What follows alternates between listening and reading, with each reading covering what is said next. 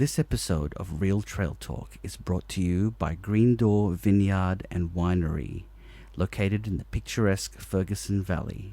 As a special offer for Real Trail Talk listeners, if you use the promo code Trail Talk, all one word, you will receive 10% off your first order. You can make your online order at greendoorwines.com.au.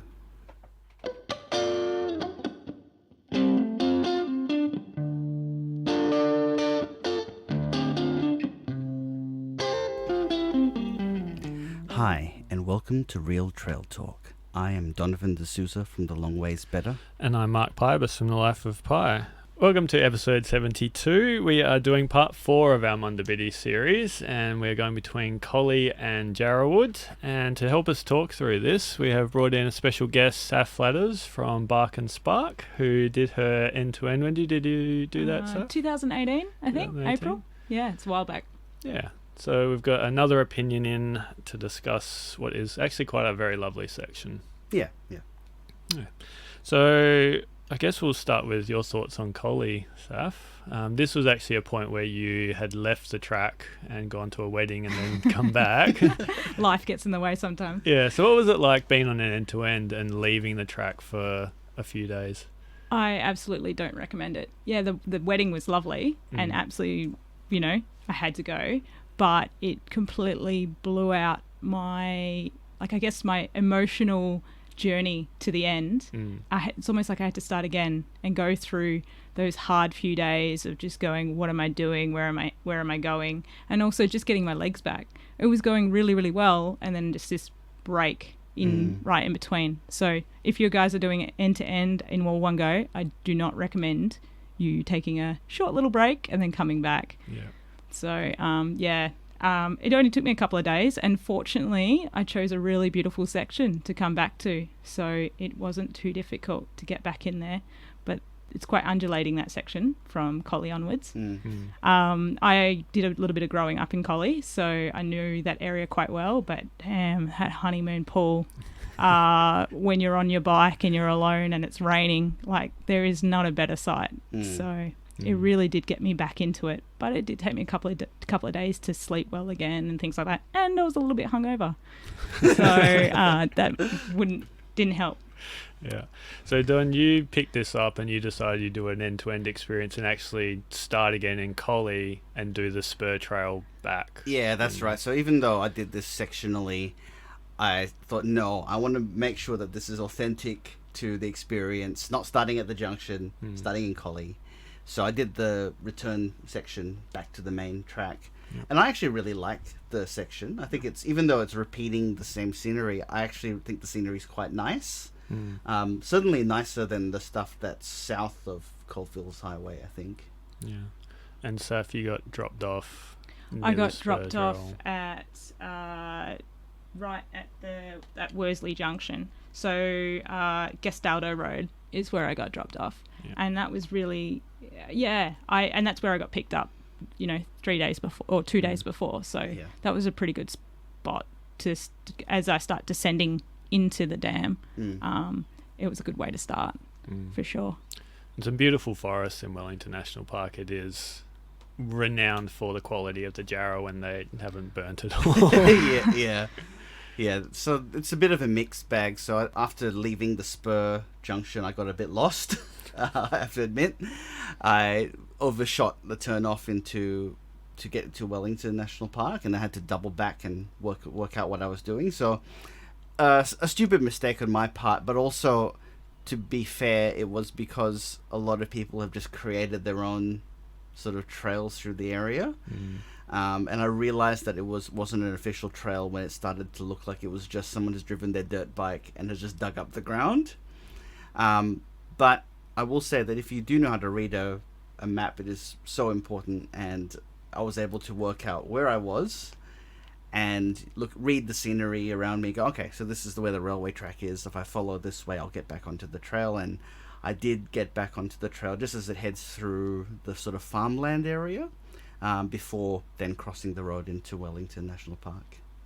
Also, just a note there, Trail Forks on your iPhone or any smartphone is a big plus.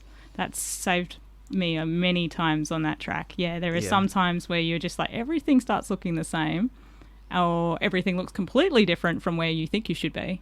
And especially Collie. I mean, trail bikes are huge down there, but now that the mountain bike parks are just growing and growing in Collie, and there's more and more money going into building single tracks, it may get more confusing for people following the Munda Biddi, or it may get better because maybe there's more money going into signage.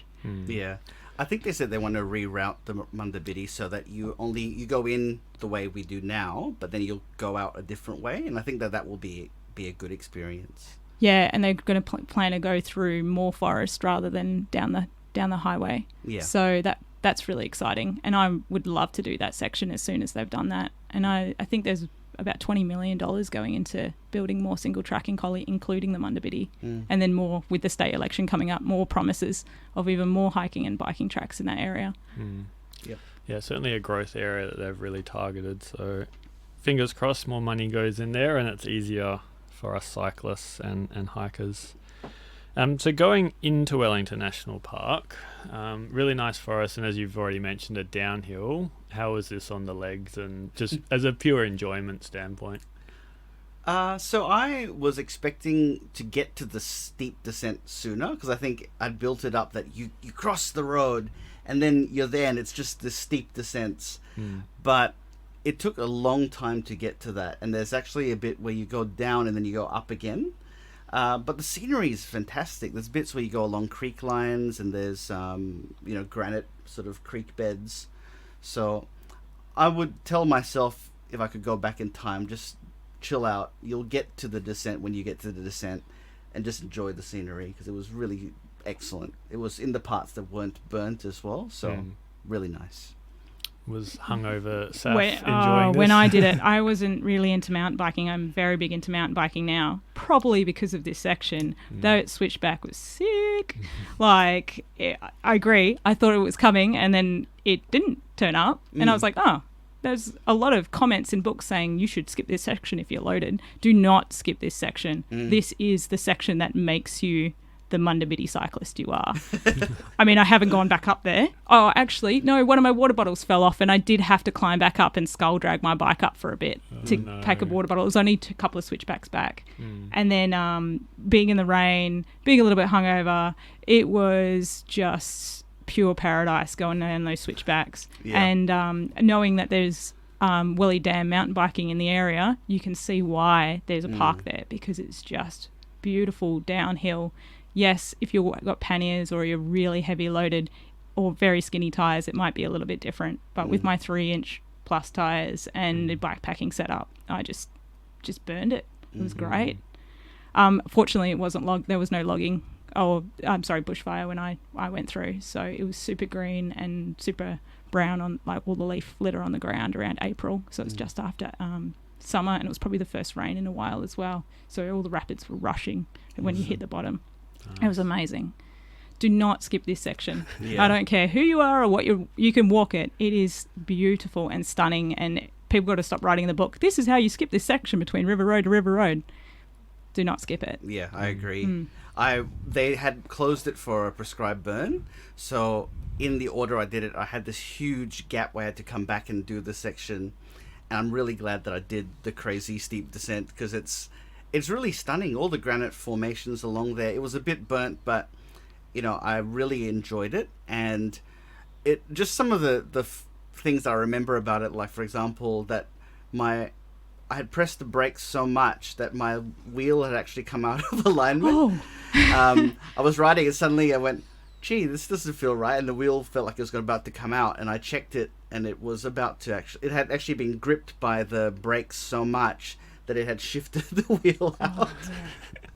And I thought it was quite funny. I actually really quite enjoyed the adventure side of things, of having to stop, turn the bike over, put the wheel back on properly, tighten everything, and that's when you know you're doing a real track. Exactly. Nice. And is this the only black diamond rated section of the Munda Biddi? Yeah, it is. Yeah. Is there not that part in Pemberton? Is that not after the tree? I think it's still not black. Okay. Yeah. All right. Yeah. I definitely would class it black if you're carrying gear, and depending how loaded you are. But anyone can walk something like that. So if you are not so confident on technical sections, just get off your bike and walk it, because it's so worth it. But yeah, you do go over granite boulders, and just remember, granite's even stickier in the wet. Granite boulders is a good thing. It's those slippery little logs and roots that fortunately we don't have too much up in Perth area, but as you get further south, you do lose your back tire and things like that. So just walk it, but it is totally worth the journey. Yeah, I mean, it's better than pea gravel. I suppose we have to spare a thought for the people going south to north along here. And this is the reason I would not do a south to north. I'm thinking of doing a south to north. Are you? Yeah. I think the pain is long gone, being 2018, that I'm ready for another go. But we do have a good shot going north to south. The single track also works in our favour, north to south, a lot better. But the more money that's going into it, and there's been so much more work done on the north end, and now they're doing so much work in Collie, the Munda Biddi is only going to get better and better. Yeah. And the more people that do cycling and bikepacking, the more chances we have of getting awarded this money to fix up the track. And for you guys, like volunteering, just like the Bibbleman, there's more people helping out. Yeah. Do you think anyone gets to this bit going south to north and walks to the top, dumps all their gear, goes down, and then walks back up? Totally. I'm going to do that. That is a great way of doing it. Yeah. I'd probably do that. So going down the switchbacks, and then you join the Collie River along the Jabbitch Trail, and then leading towards Honeymoon Pool, which is it's not underrated around Collie, but it doesn't get as much love as some of the other Instagram-friendly locations. Yeah, I just don't get it, because you get that Black Diamond Lake or whatever it's called, that always gets all of the love.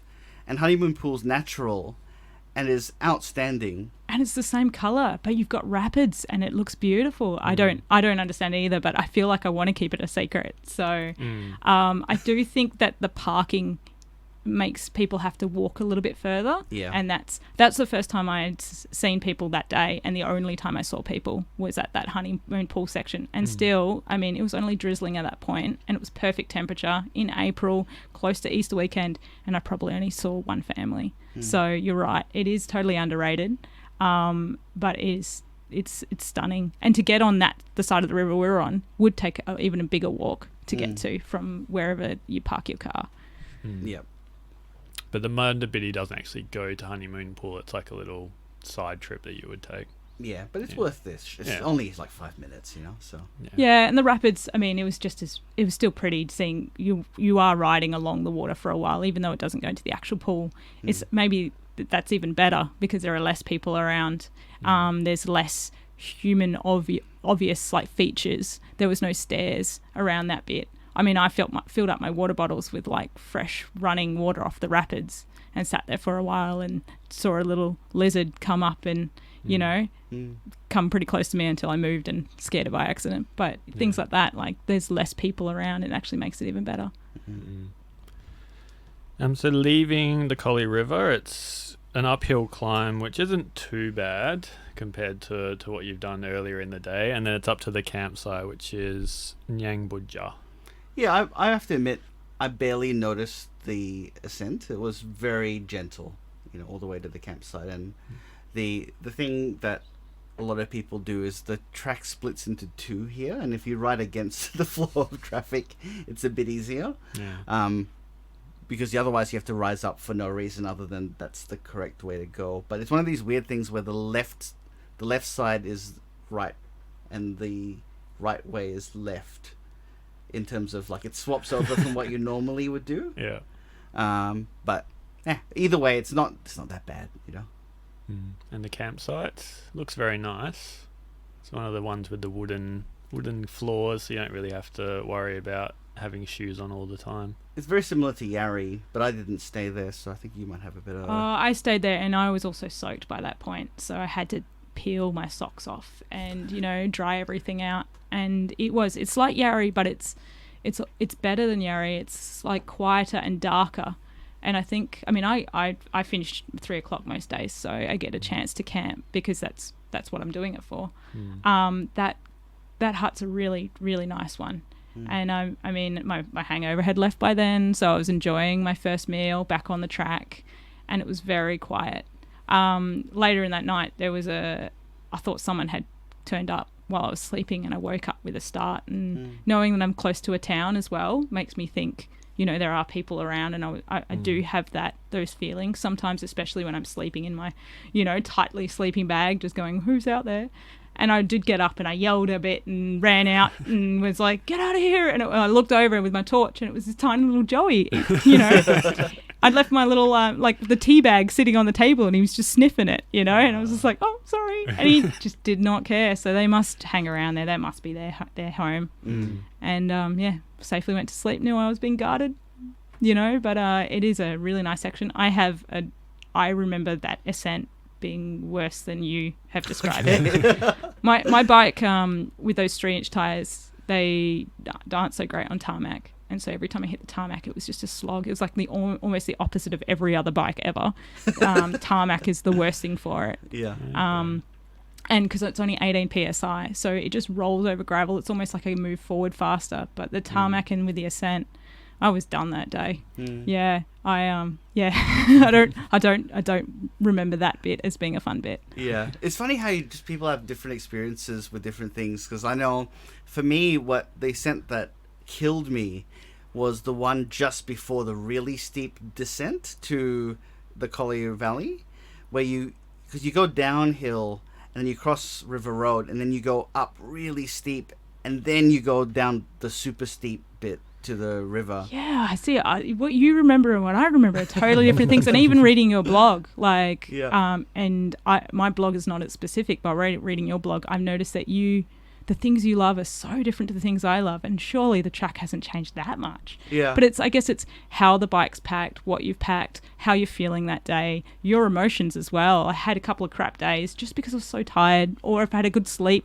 So the fact that I slept in a bed the night before, may have changed the way that I've felt the beginning of the track, but then by the end I was more burnt out. Things like that. It's so different, and I can't wait to do it again and experience it in a completely different way. Yeah. Yeah. All right, so moving on to the next day. So this is Nyangbuja to Donnybrook. So I forgot to mention the previous day was 43 kilometres, and this one's about the same, about 47 kilometres. So you came back for this one because you meant to stay at the campsite, and then there was storms coming in, so you decided against it. Yeah, it was like a super intense storm, and also, so Alyssa was joining me at the campsites. This is because there's been some antisocial behavior in the area. Like, I think someone destroyed one of the water tanks and vandalized the place a couple of years ago. They've made it really difficult for you to walk into this one. So Alyssa would have had to walk 2Ks in with all of the hiking gear. She was carrying 20 kilos worth of gear. So we were kind of glad in the sense that we didn't camp, and we had just, I cycled up to the next road crossing and picked it up again the next time. And how are you feeling this morning, Saf, after being startled by little Joey? Yeah. And this is day 2 of your kind of second stint on the Munda day Biddi. 2 was interesting. It's between Langbuja and Donnybrook. It's weird. You come out of the forest and then you hit Cowtown, cowland everywhere. Yeah. And then you go and hit orchard land. And you're getting closer to Donnybrook, which is famous for apples, and it's famous for picking fruit and orchards. It definitely wasn't my favourite day compared to the day before, where you just felt like you're alone in the forest. The sections I did, like Crooked Brook Forest. Yeah. So that's when you go back into the forest. And I can see how it would have been difficult for cars and walkers to get into that section. That's what I like about it. Yeah. And I guess unless you need it for logistic reasons. And it's great around there. The cow country was interesting. It was every time you ride past a cow, every cow will stop and stare at you. You have an audience while you're riding. Don't think you're alone at any point. There is some munching going around in the corner while they're watching you. I even crossed a road called Butcher Road, and there was like a whole lot of cows just looking at me, and I'm like, sorry guys. So that was interesting, and I was still soaked. So all my stuff had been wet. The only things that survived was anything that I had packed, or my sleep kit was fine and everything like that. I had all wet matches, but luckily I had a flint. And I had brought sandals, and I hadn't worn them in that section because pea gravel and sandals is not a good idea. Yep. But because that section was more, going around farm fencing and things like that, I broke out the sandals for the first time, and I was a convert straight away. I don't think my shoes got back on until very much later down the Munda Biddi. So gave my chance for my shoes to dry out and then just sit on my pack for ages. So it was a good day. But it's a lot flatter than any of the other days we'd gone through. Yeah, I was reading about your sandals today. I was like, that's not a bad idea for some of the sections where you're not expecting stuff to hit your feet or it's stopping, and actually like that. Yeah, idea it's kind of like bringing some. thongs, so you can still wear them at campsites, but also you can ride with them. Yeah. So everything should have two uses, right? Anything you pack, or you're packing too much. Yeah. So access my inner Englishman and wear socks at the same time. Oh dear. Oh dear. I would never I do don't that. recommend for the listeners. So one of the features in this area is the Wellington forest cottages, which kind of startled you a bit, didn't they, Don, as you rode past? Yeah, Twice. I wasn't quite expecting it. And as you point out, I got lost again. For some reason, I know what I did. I turned right instead of left at a certain point and looped back to the same point, and I just thought, you idiot, Donovan, you're back at the cottages. And it was so annoying because I had set myself, even though I'm not really I don't like race to like personal best or anything, but I had like this is the speed, this is the time, this is when I'll get to the town. And because I had that in my head, because I doubled back this loop, I went, oh crap, I'm going to be late. And it just flustered me. But because the second time through I knew what I was doing, and I probably pushed harder as a result of making the mistake, I got back to it and realized where I'd gone wrong. And then, you enter the farmland area where it's, cow country. So the Ferguson Valley, which is where the Munda Biddi goes through, is renowned for cows and now wineries. Yeah. So I think this is a good chance to talk about our sponsor, Green Door Wines, who have graciously provided our drinking tonight. Yeah, so today we're trying the 2018 Amphora Grenache. So Grenache is the Spanish word for Grenache, as the French call it. I'm sure I'm butchering it with my very Australian accent. Lovely wine. This is quite a different Grenache in that it's been made in amphora clay pots, which is a bit of a different way of making it. A lot of times it's made in steel or oak, but this is a bit of a different method. And also note that Grenache is, I guess, a symbol of where Green Door Wines sort of their heart is, which is, I guess, with a bit of a Spanish kind of flavour.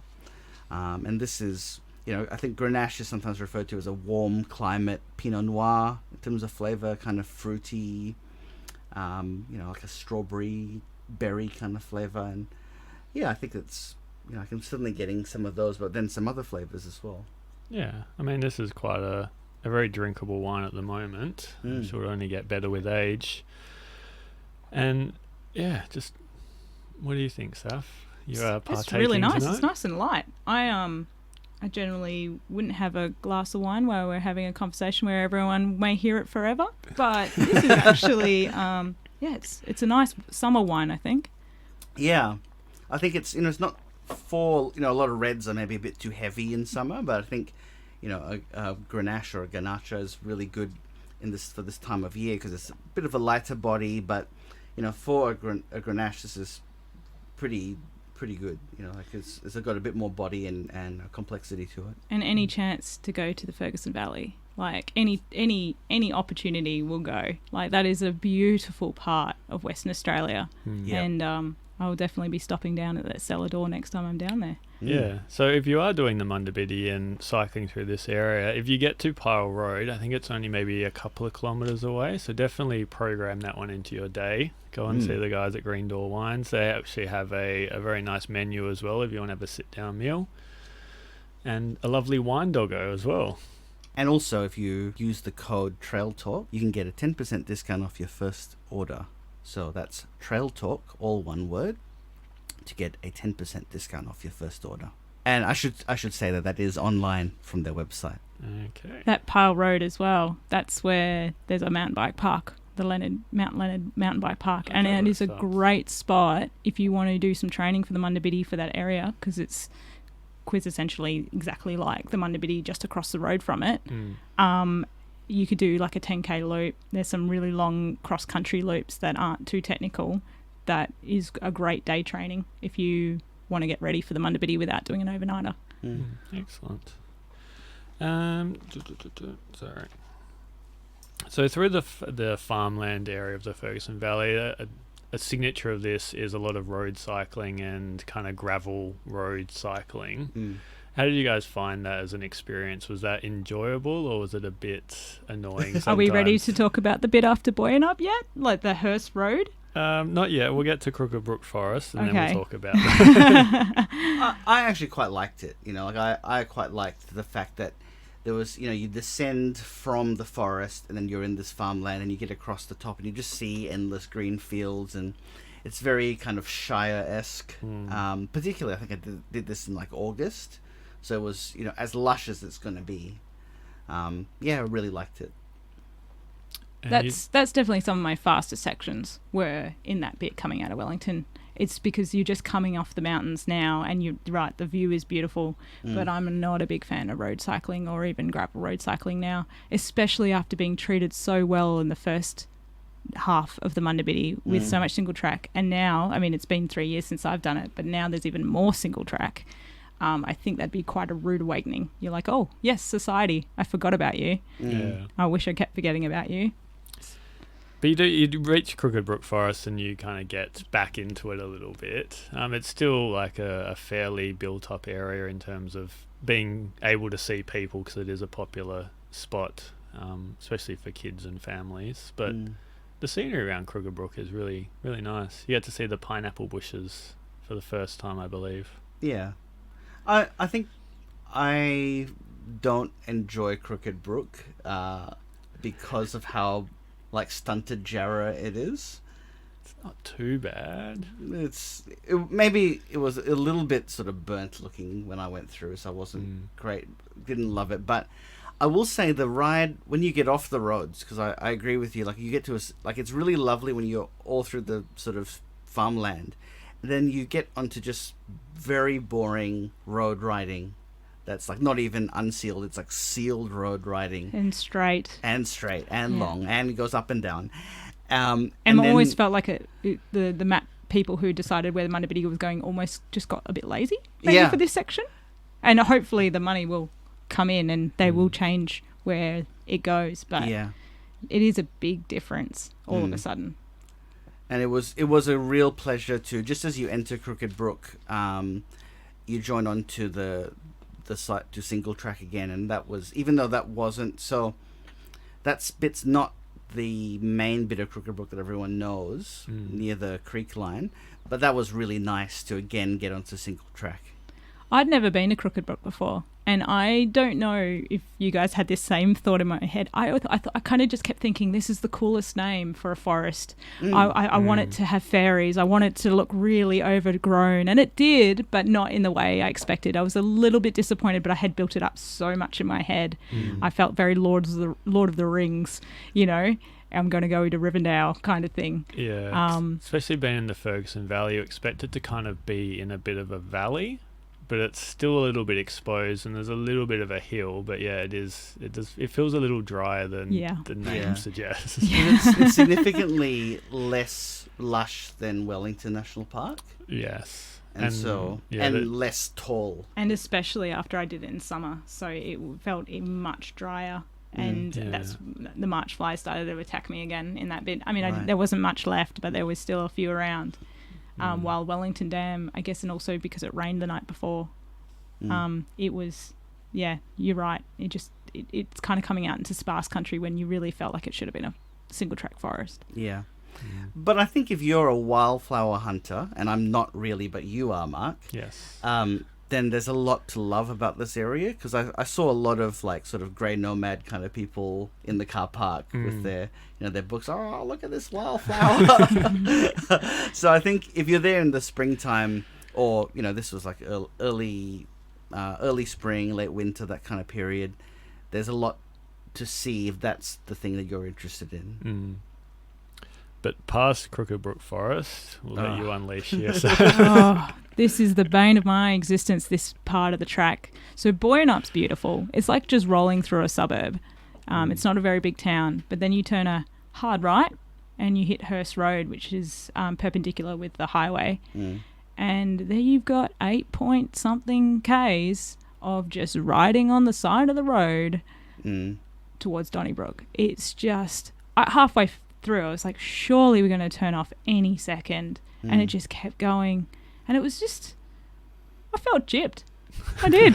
And I'm glad you picked this section for me to turn up, because I have a bee in my bonnet about it. Like, what are we doing on the side of the road here when the rest is through the countryside? So I'd love to put that out there to anyone who's redesigning sections of the Munda Biddi, as they've done in Dwelling Up and in Mundaring. They've done an absolute fantastic job. This section is your next priority. Do you think, though, is there an opportunity to take it elsewhere based off the scenery? Because it is a lot of farmland and private property. Where would you think they could take it? Or would you completely reroute it to a different part of the area? I don't know. So once you turn off Hurst Road, you are then behind a whole lot of farmland, doing some like almost like the fire tracks on the farmland, and it does get quite sandy, and you take a few very sharp turns around people's blocks that are very square. I would prefer that over the roadside for sure. Yeah. And I mean, obviously there's a lot of permissions involved in getting the Munda Biddi in those sections. But I don't know the area good enough to know whether we can just reroute the whole thing if there's any other forests in that area. But I would definitely prefer scooting around farmland and having a look at people's properties, like from a distance, and dams and things like that, and going through trees and seeing, that's a bit more interesting than on the side of the road and making sure that my little reverse, beacon's turned on. Hopefully nobody hits me with a truck. Yeah, because that's an issue in the area. Is there's a lot of trucks use those back roads, not necessarily always on the highway. So that's right. Yeah, you got cow trucks and orchard trucks. Yeah, yeah. I think if you've started from Mundaring, this is the first real just long road slog of the whole trail, and it really is just not great. Like, I mean, I will say at least that the way that the trees have grown over the road, it's nice and shaded and it looks nice, but it does feel a bit disconcerting when trucks are driving past you. And especially, like, I agree with you, when you get into those outer suburbs of Boyanupp, and they've got that, that kind of suburban area, I really quite liked that. And I saw a lot of probably the most kangaroo paws I've ever seen in one place along this road. So you'll like that. But as soon as you turn onto the road, it's just so dull and long. It just continues, and it just doesn't feel like it should. It should be the Munda Biddi. But yeah, it could have been worse. They could have been putting us on the Southwest Highway, I guess. So we should at least thank them for that. But you do notice it goes from cow country really quickly to all of a sudden there's just orchards. Yeah. So you're getting closer to Donnybrook. You're going away from Boyanupp and Collie by going cows, apples, cherries, peaches. And that's beautiful to see. And having that prior knowledge about Donnybrook, I've spent quite a bit of time there when I was a kid, just knowing I'm getting closer and closer, that was kind of nice. So the trail doesn't actually go into Boyanupp. Would you guys be interested if it did? Or would that just take you closer to the highway? I don't really feel the need to go into Boyanupp per se. I've driven through it so many times. You're pretty close. Like, if you wanted to stop there, depending on how you've mapped out your trip, it is close enough to make that distance. And Boyanupp does have the opportunity to try and entice people off the track if they want to. You mentioned riding along the Southwest Highway. You do actually, for a stretch, ride on there. And every time I've driven past that and seen the Munda Biddi signs, I was like, really? You're putting off-trail cycling on the highway? Yeah. Even if it is a short section, it's still not very pleasant. But there is a broad enough shoulder. And, every time I drive down the highway now, I feel like a bit of nostalgia for the trail. Yeah. So in that regards, it's nice. Like I remember it and go, oh yeah, I did this here, and yeah. Do you think if like seeing the signs, not many people would pick up that that's a Munda Biddi sign? Do you think they could do more to be like, this is the Munda Biddi, to try and entice people as they're driving? I see people those beware cyclist signs. I don't say that, but that as well. And maybe it's because I do know what it is. And even before I did the Munda Biddi, it was always like calling, enticing. So it probably does still entice the right people that are already looking for an adventure and looking for something to do. Same with the Bibbulum track signs. You see them every now and then, and you're just like, oh, this section would be great. So, and even I'm looking at the map, that Southwest Highway section looks bigger than I remember. It does feel like you were just like jumping on just to cross pretty much, rather than the way it looks on the map. I think because Hurst Road was so long. Maybe we're just over it by then. I agree. And there is a section in Collie, and I can't remember whether it was a diversion or not, but there was no shoulder, and it was a diversion actually because they were logging in the area where before I got picked up for the wedding. Right. And I remember thinking, I'm going to die here. So the section that down here in Southwest Highway is so short that, it didn't even faze me. Mm-hmm. And then just before you get into, there's actually a spur trail into Donnybrook, but you could kind of go up a little bit of a hill. There's some more farmland, some what you call utilitarian dams up the top of the hill. Yeah, this is really like concrete looking dam at the top of the hill. And I just don't, it looks kind of Soviet, style. And that was okay. I didn't hate it. It was better than riding along a road. I stayed in Donnybrook that night, and I don't want to trash Donnybrook, but it was probably a big mistake because it is quite a big town. There's 3,000 people, a lot of families. It was getting even closer to the Easter weekend, and it just kind of like threw me back into society, and I was, very dirty, and I got a few looks on the side of the street trying to get into the bakery, like with probably a ravenous look on my face, and I was obsessed with corn chips by that point because I just would crave the salt so much. And I had, I was like putting things in the bin to make more room for corn chips. I think, it wasn't the best feeling, that place. The backpackers was full because of the orchard pickers, and I did look around at the motel, and it was quite expensive for what I was planning when I would have been perfectly happy to sleep in the dirt. So I did actually end up staying at this transit park that's like usually a cricket oval, but for some reason, because the Easter weekend was coming up, they turned it into a campsite. And that was nice because nobody else was there. But coming in, I do remember those the Stalin type structures. And so I felt like I got a pretty good look at Donnybrook coming in at 3 p.m. because I was looking for somewhere to sleep. Next time I'd probably just shoot straight through and find somewhere nice to curl up under a tree somewhere on the track away from the farms and the traffic.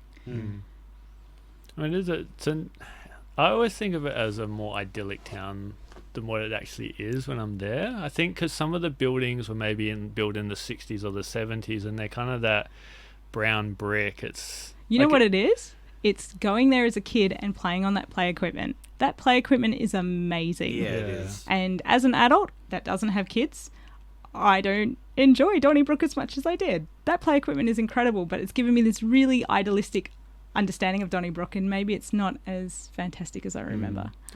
I took my nieces there last year, and it was just an excuse so I could go play in the Big Apple Park. That's a great idea. Yeah, it's like, can we go get some lunch? It's like, no, we're climbing this. Yeah. What are your thoughts on Donnybrook, Don? I've driven through here many, many times, and I like it as a place to just stop in. Like, I don't think I would stay in Donnybrook. Especially, I think if you're coming from Perth, I feel like, Bridgetown is a much nicer place to stay. But I think it's a decent place to start. You joined us for the next section through here, and it's got a bakery with nice things to eat. It's got markets. It's got things, because this is the apple capital of Western Australia. So they're a bit of a bigger town than some of the other towns in the area, and they've got the oldest English oaks in Australia. They do. They're very pretty. Yep.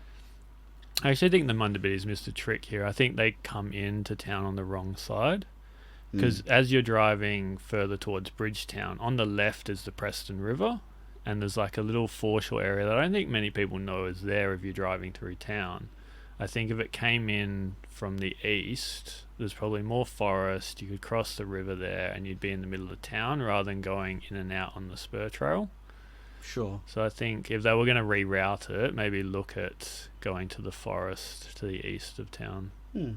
But there we go. We can start with the Hurst Road section. Yeah. And go all the way around. All the way around. See how Boying Up likes that. So the final section towards Jarrahwood, it's 44 Ks, and as you said before, this is the one that I joined you to do Donnybrook to Nannup, so I can finally talk about a longer section of the the Munda Biddi. So going back along the spur trail, we got lost here. We took a wrong turn because the marker looked like it was pointing down a road. Yeah, but it actually wasn't. It was saying go straight along what you're already on. It's sort of ambiguous. So as you're leaving the suburbs of Donnybrook, you're sort of heading out, and the way that the sign was placed, it could be read that you're going to turn right or that you're going to go straight at this bend. And it was go straight at the bend. But it looked like it was saying go onto this side track. It was a nice road, and I think the farmer was a bit confused as to why there were two cyclists along his private road. But I got caught in the exact same section back in 2018. Yeah, coming out of Donnybrook, I went down this one-way road, and then the signage told me to turn because the way it is, it points down the road, but it should be pointing left to go straight. So it's very odd. Same spot. Yeah. Maybe we can, because we're planning on having the head honcho of the Munda Biddi in one of these podcasts, so we'll talk to him about that. We're going to make a little list of all these little things that he probably doesn't even know about. But he has looked at something. So there was, in one of the other episodes I talked about in Dwelling Up, there was this really bad turn where the signage is ambiguous, and it looks like the sign is saying you should go up this super steep climb. And he and some of his friends went down and they changed it recently. So all our little gripes are actually going to the right people. That's great. Yeah. So keep them coming if you have them and you're into Jarrahwood. So you rejoin after reaching the spur trail, and this is kind of like, I don't know, it's scrappy forest, isn't it? It's okay. It's been recently burnt, but I did enjoy the pineapple bushes through here. Yeah, I mean, my feeling with this is, while it's not great, I can be pragmatic in that this is near a town, and you don't want to have, really dense, high scrub forests right next to buildings. So while it's not pleasant riding, it's acceptable given the fact that it's so close to a town. There was a decent amount of single trail along here as well. I thought we were going to be on fire trails for a lot longer than we actually were. Yeah. How was your start to the day after the I actually had a really good day that day. That was a very strong day for me. I remember getting lost at that section, but the rest I was on autopilot by then. It is quite clear and quite flat as well compared to what we've just gone through. So it was just nice to have a bit of a cruisier fight until I think it was Goodwood Road or something where you've got a bit of a climb.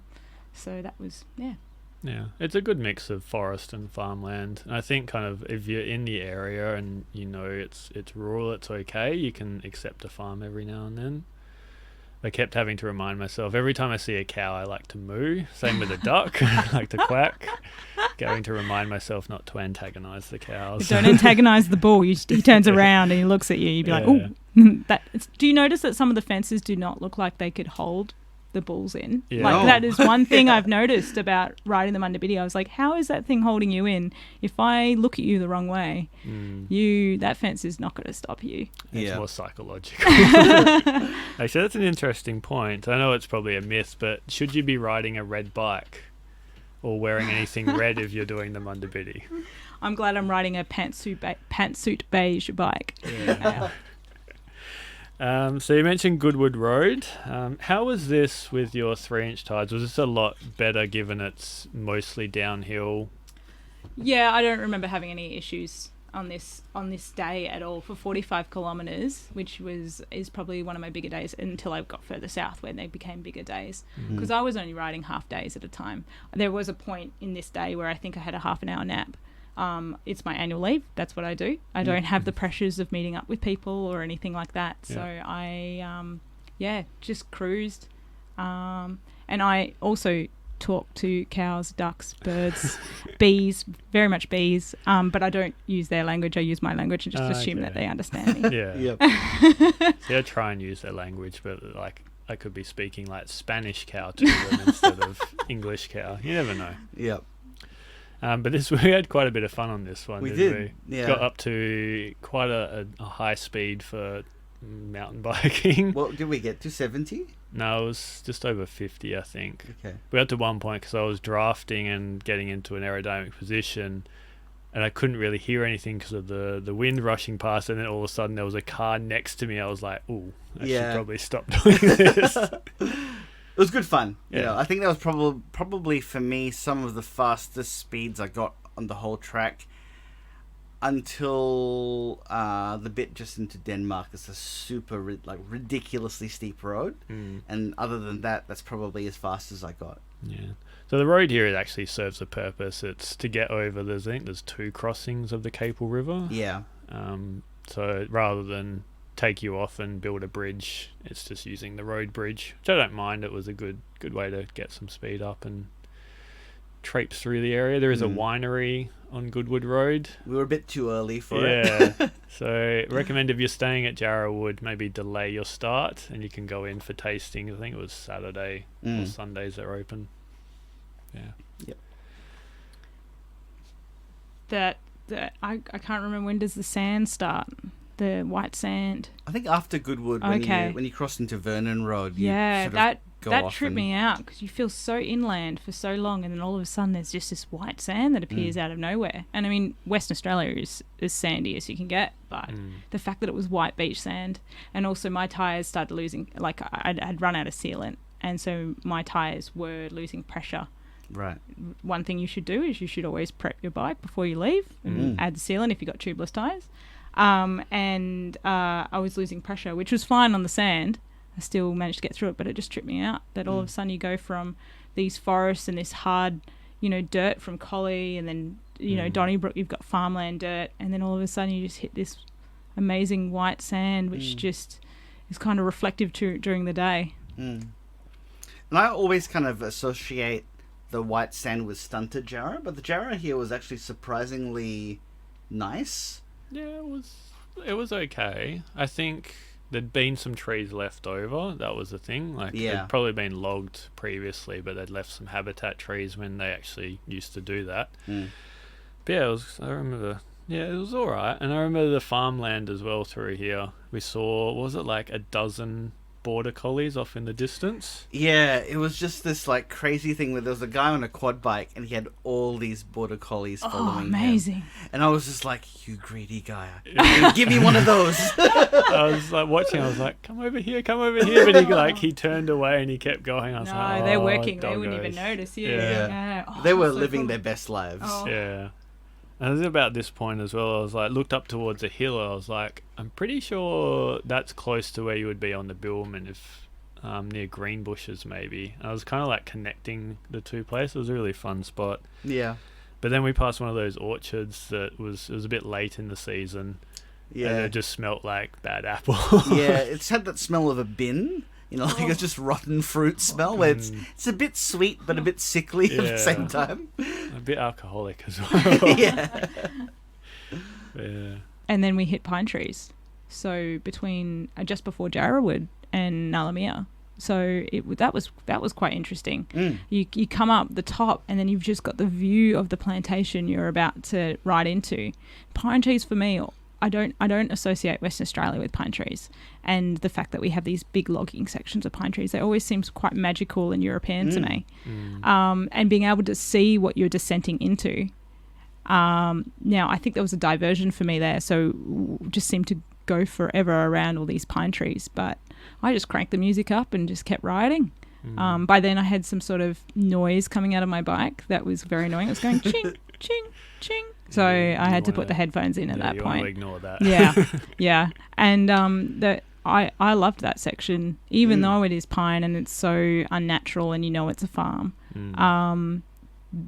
The fact that we're still riding on these wide roads and the music I was probably listening to was quite, upbeat and getting me through. Probably something from Pendulum or something like that. I was on a high by that point. It only takes me a couple of days to hit that high again. And that's something I definitely experience, especially when I ride on my own or hike on my own, is that you do hit those euphoric moments. And I think coming down that hill and riding through those pine trees and just smashing out the speed, and it was probably after that afternoon nap as well. I felt pretty good. It's always in the weirdest places where that hits as well. But we had the same. It wasn't a diversion. There were diversion notices because they were harvesting, but no one was working. So we're like, well, we'll just go through. Yeah, because the sign was sort of ambiguous. I think that there was a diversion, but then they put it back onto the track. But you could tell that they were doing work through the area.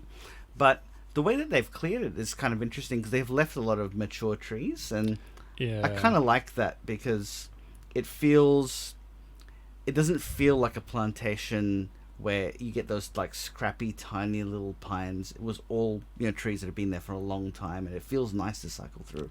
See, that I don't understand is if you're running a plantation, these things have 10 to 15 year life cycles before they're cut down. There were massive piles of pines that had been cut down, and the wood was all grey because it's been left there for a while. Like, this just seemed mismanaged to me, that they let these pines grow as big as they had, and yet they were still harvesting these smaller pines. I don't understand.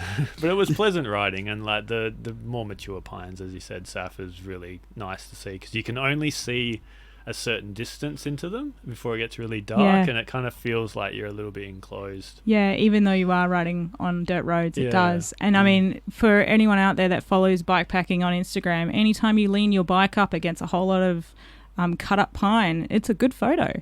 So I just trawled around looking for leaning up my bike against a whole lot of pines. It looked very Canadian. So I enjoyed that. And I love that section. I really did. And I mean, coming into Jarrahwood, which was, we hit a bit more forest, a bit more farm, and then entering into Jarrahwood is definitely a special moment on my Munda Biddi journey. I had a great time at Nullamira. So I think you would have gone through that forest heading into Jarrahwood before the big fires that ripped through there, so you probably had a more enjoyable ride in. And when those fires did rip in, it did make me think about Jarrahwood itself. When I got into Jarrahwood about 30 minutes after I started unpacking and fortunately had dressed into cleaner clothes, one of the locals actually came up and offered to show me around town and gave me a lot of history about Jarrahwood. And I think that actually ended up making Jarrahwood for me. That's why because I had more context of what was going on and where the timber mill had come from and how long it lasted. And in the 80s, I think it was 87, that they closed the mill and the houses that were left. And rumour has it that the people that were there at the time got to buy these houses for $1 each. Unverified source. But and these people live there now, and Mark, the guy who showed me around town, this is why I was thinking about him when the bushfires went through. He had actually converted one of the old cars, there's so many old cars in town, into a fire truck, one of the Holdens into a fire truck. And he showed me that, and he showed me what he was fixing up and which houses had been fixed up at what points, and even gave me, you can get reception on this hill, I'll come and show you. So I could message my parents and say, look, I've made it to Jarrahwood.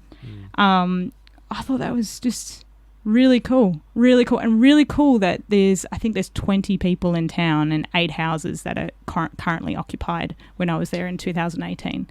And to be given this local tour, and then that's the weirdest bit about that hut. It's situated right in the middle of town. It's so weird. It's so weird. I didn't look at photos before we went, and we were riding through town, and all of a sudden you spotted a marker to point you towards the campsite. I was like, oh, there it is. And it's like, it's literally just on this plot of land in the middle of town.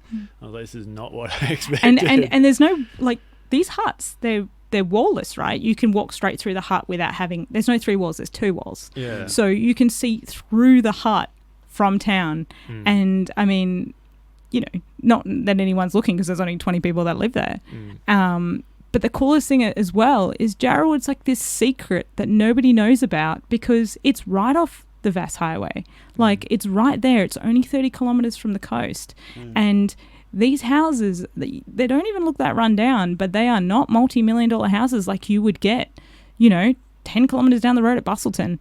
And they've got this really sweet spot, and there's emus and kangaroos everywhere, and the emus are almost like pets to the locals, not actual pets, but they all have names, and Mark was telling me their names and how he bonds with a few of them, and it's just the coolest little place. But I could understand that if you didn't have all that context, how creepy it would have been being right in the middle of town and kind of very quiet, people closing their curtains kind of thing. It's real cowboy.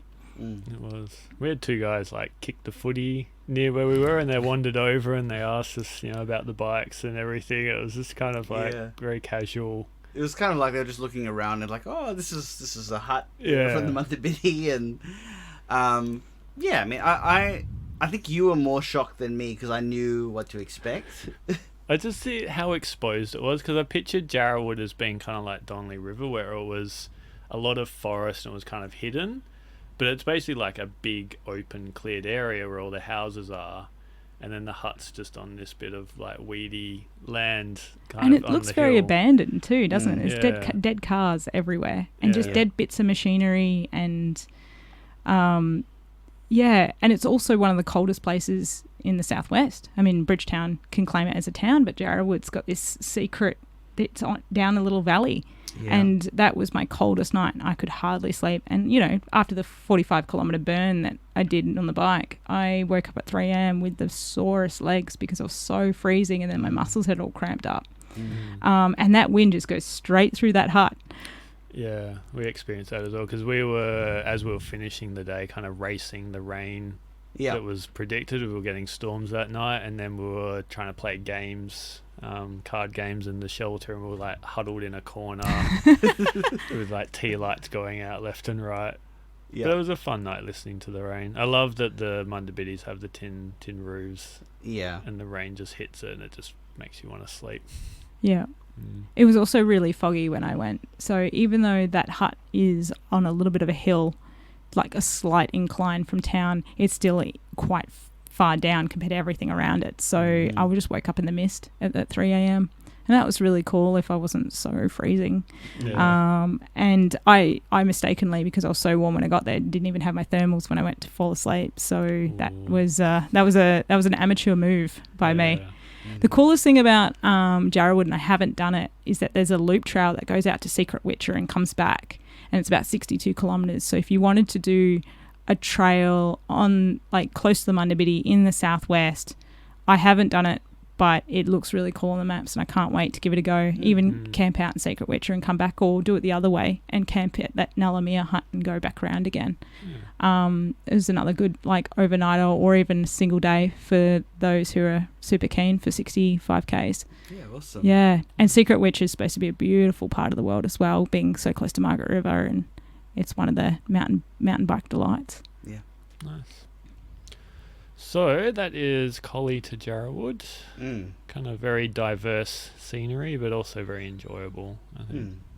I think certainly it's more consistent than the previous section where it has that, you know, horribly logged and mining scarred area. So I quite like this section, even though it's not like amazing the way that it is further south. But it's a consistent section apart from that road section that's leading into Donnybrook. Yeah. And where would you rank this map or section in the entirety of the Munda Biddi? Even though it has really nice bits, the Welly Dam is definitely a highlight. And then Jarrahwood, probably from my personal experience, being there, being great, it's probably not that high on the list. Just a lot of farmland and a lot of flat road compared to other sections, and further south is so wild and so different, and then north you're so isolated. This section, I'm glad you invited me for this one, because I got to tell outwardly what my gripes were about Hurst Road. But it's not high on my list. Yeah. And while we've got you in, do you want to talk about your bike packing setup, like your gear that you use? What would you do different? Anything that you could particularly recommend as a piece of gear? Yeah. I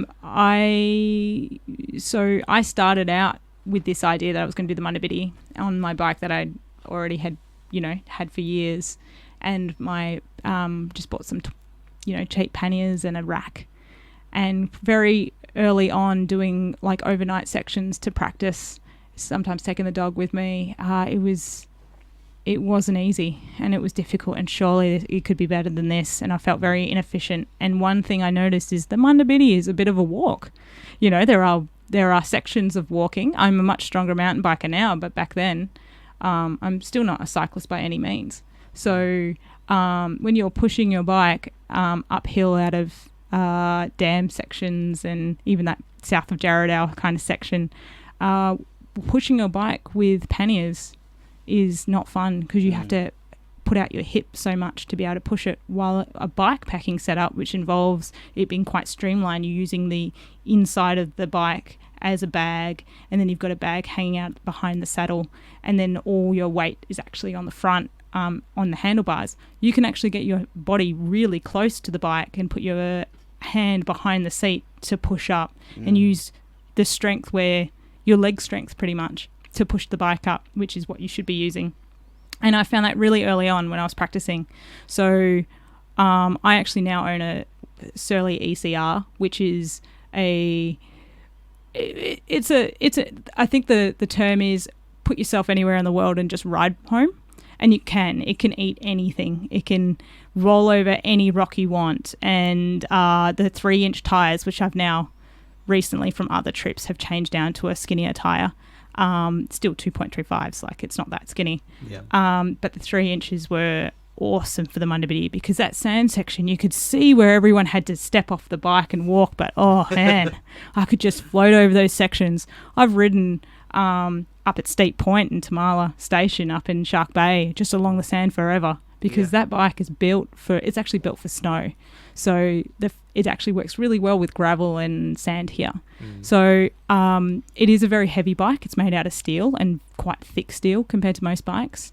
And it, like I said before, it's not red for the bulls. It's pantsuit beige, which is what the Surly guys call it. And the bike packing setup, I mean, regardless of your bike, I highly recommend the bike packing setup. The one thing my bike doesn't have is front suspension, and it was very noticeable on the kind of things we came across on the Munda Biddi. So it'd be great to get front suspension and then be able to lock it out. I think that would be a big plus for anybody looking for a bike these days to do the Munda Biddi, because my hands were numb from day one. As for gear, number one, get a titanium spork. Do not use a plastic spork. Very early on, that spork snapped and I was stuck. Luckily, it was one of my practice runs, so I didn't have to deal with the 3 weeks with being sporkless. So that's highly recommend. And rubbish bags. Doggy bags are the best thing in the world. They are designed to be leak-proof. And they're very small, because you shouldn't be carrying too much rubbish, right? You need to design the way you are packing your gear so that you are rubbish-free. I make my own food. So I've got a dehydrator, and for something that long, I would make my own food. But if you're coming from somewhere else, it is a little bit harder. So if you're coming from over east, you can't get food into Western Australia, things like that. I think that's a good point, because the Munda Biddi, unlike the Bibbulmun, you're very few days between towns, so you really shouldn't be carrying that much. Absolutely, yeah. Water is a big thing, and a lot of internationals that I met on the trip that was one of their big highlights that they said. I met these couple of German guys closer to Pemberton, and they ended up being great friends with them and still are friends with them. That water was a big thing from them coming from Europe. And even the New Zealanders that I'd met, a couple of New Zealanders, water was a big deal. We are Western Australia. We are quite sparse, and certain times of the year you are going to struggle to find water. Fortunately, our huts have 2 tanks each, but sometimes the tanks are also not drinkable. Like the time I opened up the tank and all leeches just fell out. So, make sure you have some sort of water purifying system and, carry quite a bit of water. I'm a big gear nerd, and the more I've done bikepacking, and I've done a lot of other trips since, and also overseas trips now, and realise that Western Australia is quite unique, just from having those experiences. My gear is really important. The more prepared you are, the easier it's going to be. But you hear people all the time, and there's guys out there that will just jump on a bike and just go. And that's fine because you are close to towns.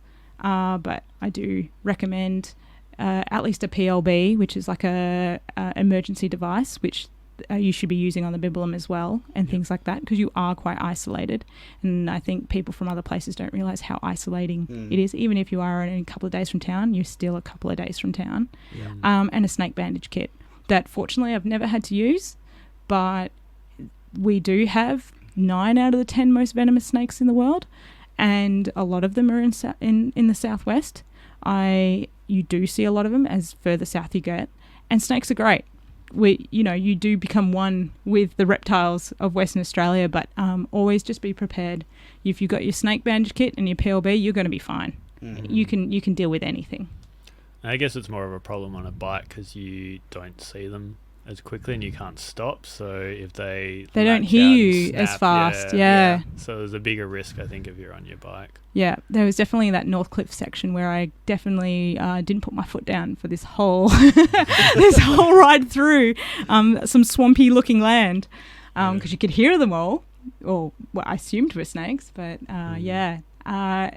but that's part of it, and I think some people make it a bigger deal than it actually is. We live with them every day, whether we see them or we don't. I live up in Perth Hills, so they're everywhere. But they are more scared of us than we are of them. Absolutely. So as long as you're prepared for those things, water, first aid, and an emergency device, you won't get reception all the way along as well. And that's okay. Like, I did not have any pressure, fortunately, to ride at anyone else's speed except for my own. It's my annual leave, so I'll just ride until I feel like having a nap, and then ride again. And you do become one. You do end up talking to the bees and going a little bit loopy, but that's good. You really experience who you really are. Favorite section and favorite campsite? Oh man, it's been a while. Favorite section.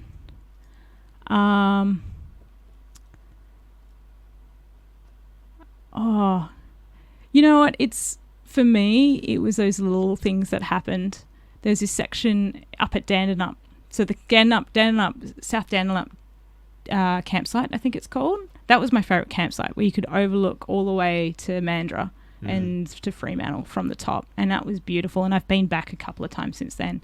But there was a part where I turned the wrong way and ended up down the bottom of the dam when you're supposed to keep going along the bridge. And that is a big, steep incline. Even though it's on bitumen, it's a big, steep incline. And this guy came up to me and saw me looking at the maps and trying to work it out. And he convinced me, I'm not a rebellious person and I very safe, but he convinced me that he locked a towel in his boot and convinced me to hold on, and he dragged me up the top of the hill on my bike. And his wife took photos, so I do have them.